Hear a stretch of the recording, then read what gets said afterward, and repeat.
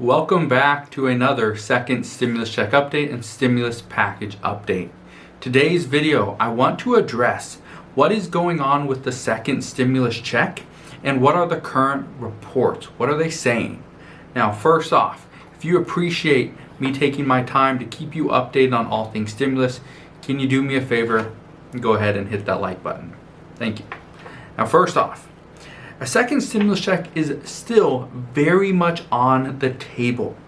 A lot of people keep saying a stimulus check is not coming, it's not going to happen. However, it is still very much on the table. Nobody has taken it off. Democrats want a stimulus check. However, it possibly might not come until after the election. Republicans, they want a stimulus check and they want it right now. President Trump, he has wanted this stimulus check sent out for months. Federal Reserve Chairman Jerome Powell, he highly recommends a stimulus check. Also, Americans need them. It's not a question as to do I want a stimulus check? It is a need. It has been months. Many people are without any income. A stimulus check right now would do them a lot of good.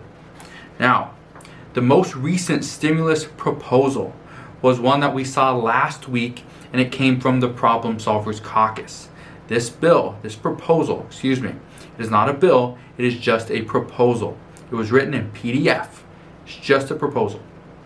And this proposal that we saw, it included not just one, but two stimulus checks. One that we'd see now or in October, and the second one would come in March of 2021. That's a possibility of up to 2 additional stimulus checks. Also, there's funding for more unemployment. There's funding for PPP funding. There was the United States Postal Service funding. It was like $20 billion for that. There was $25 billion for rental assistance. There was $500 billion or up to $500 billion for state and local governments.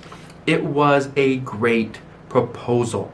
However, that is currently not what people want to accept, or specifically Democrats and Nancy Pelosi. Now, currently what is being discussed as far as the next round of stimulus is doing a piecemeal deal for everything. And I say this because right now we got the Republicans on one side who want to spend very little. We got Democrats on the other hand that want to spend over $2.2 trillion, or at least that's what Nancy Pelosi has led us to believe. However, with Republicans being at 1.5 or even less, 1.5 trillion, and Democrats being at 2.2 trillion or higher, that $700 billion difference is huge. And that is what has currently got us to somewhat of a stalemate.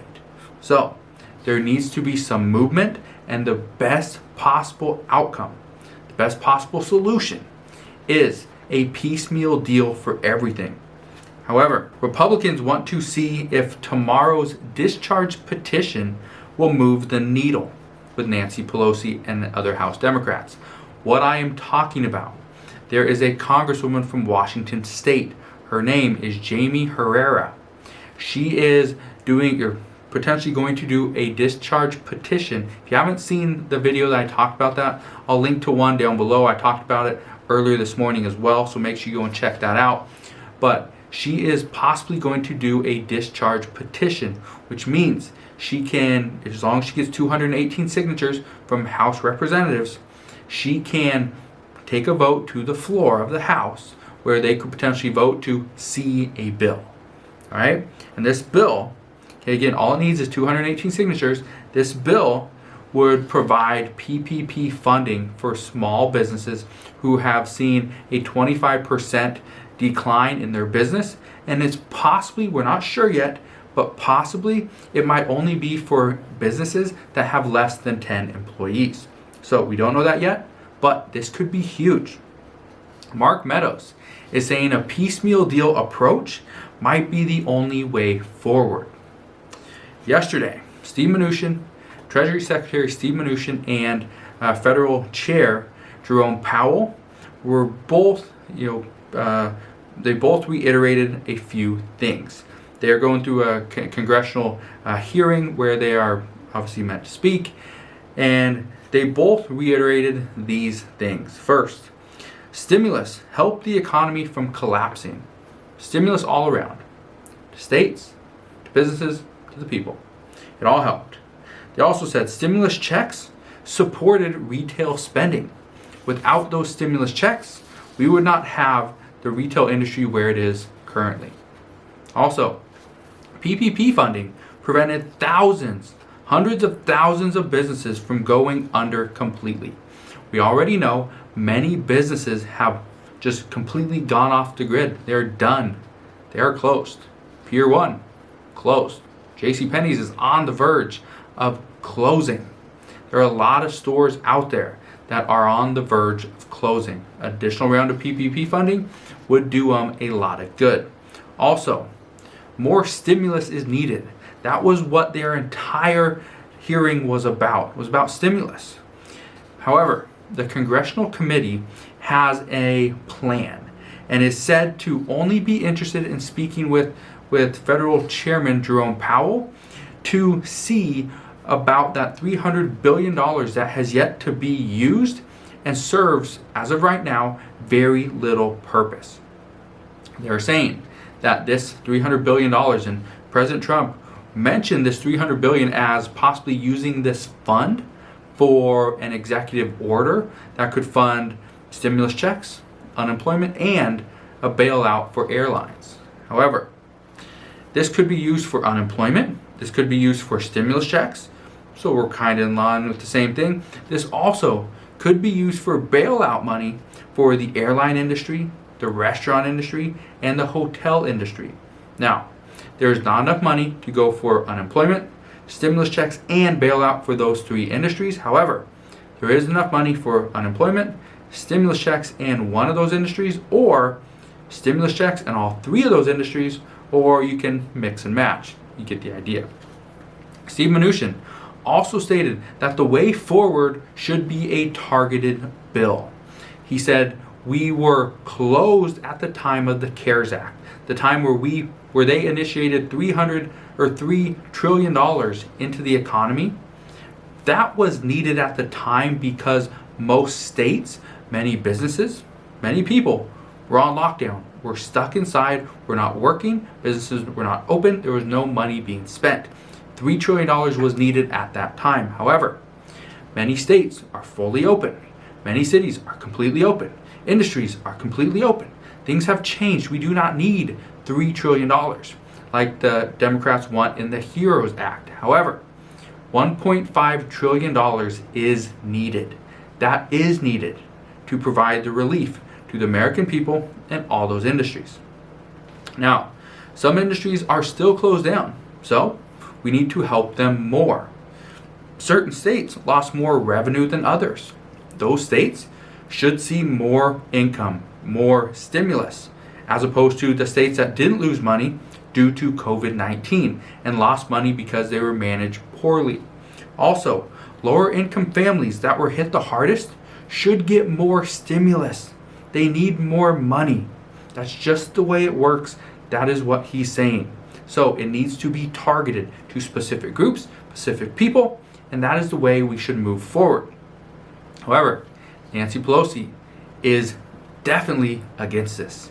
She is not for a piecemeal deal, and she's not for targeted stimulus.